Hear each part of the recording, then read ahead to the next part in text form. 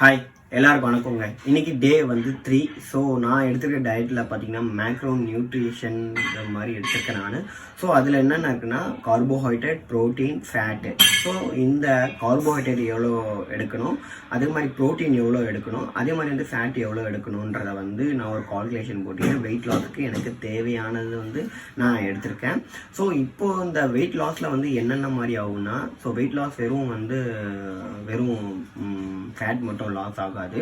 So body மாஸும் ஆகும், water கண்டென்ட்டும் பாடியில் இருக்கக்கூடிய வாட்டர் கண்டென்ட்டும் லாஸ் ஆகும். ஸோ அதே மாதிரி வந்து போன் டென்சிட்டியும் கம்மியாக ஆகும். அதே மாதிரி வந்து ஃபேட்டும் வந்து லாஸ் ஆகும்.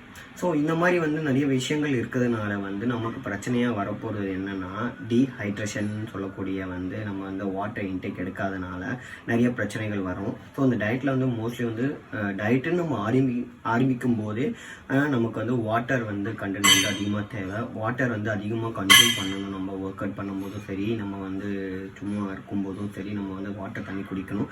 அது வந்து தேவையான அளவுக்கு மட்டும் நம்ம குடிக்கணும். ஸோ அதை நான் வந்து சொல்ல போகிறேன்.